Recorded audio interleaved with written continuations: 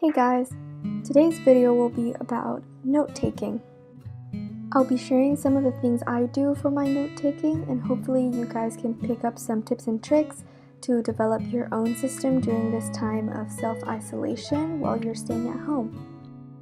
This video will be split into two parts, the first part regarding things I do to set up for note-taking, and the second part on how I actually take my notes. Let's get on to the video.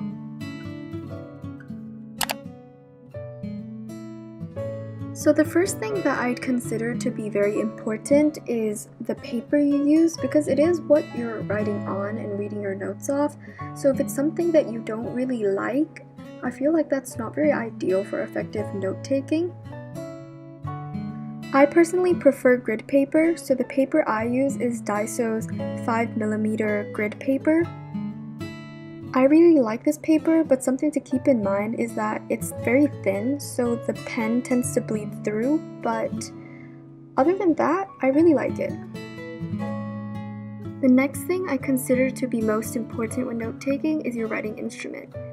I guess this goes without saying because it's one of the basics of handwritten notes, so having something comfortable and good quality will make your notes more efficient.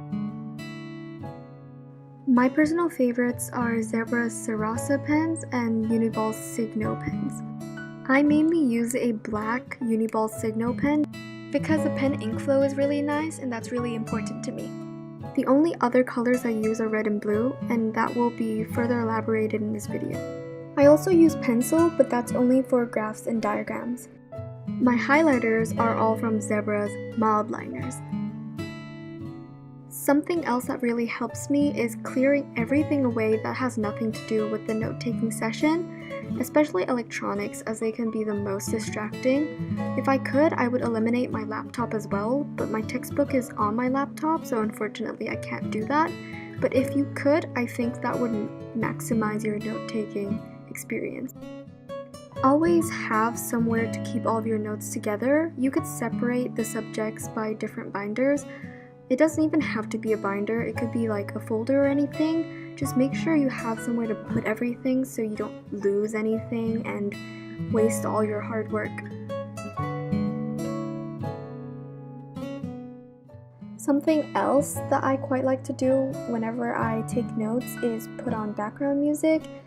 I feel like it just really helps me focus on what I'm doing because it blocks out all the noise that could be coming in from outside my room. I do not, however, listen to music with lyrics because apparently it decreases your reading comprehension ability. Because of this, I usually like to put on some kind of lo-fi music.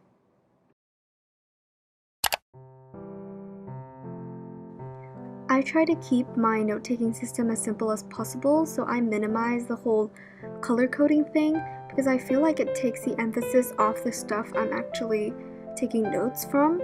Write the topic title in a colored highlighter, but other than that, everything else is in black pen. I then use pencil for graphs or boxes or diagrams because it's easy to rub out, and then blue for annotations and red for graphs. But this system isn't very strict and can change. Regarding highlighters, I used a pair of colors, and then one color is for titles and subtitles, and then the other color is for highlighting content. This just makes everything easier and I can find my subtitles more easily.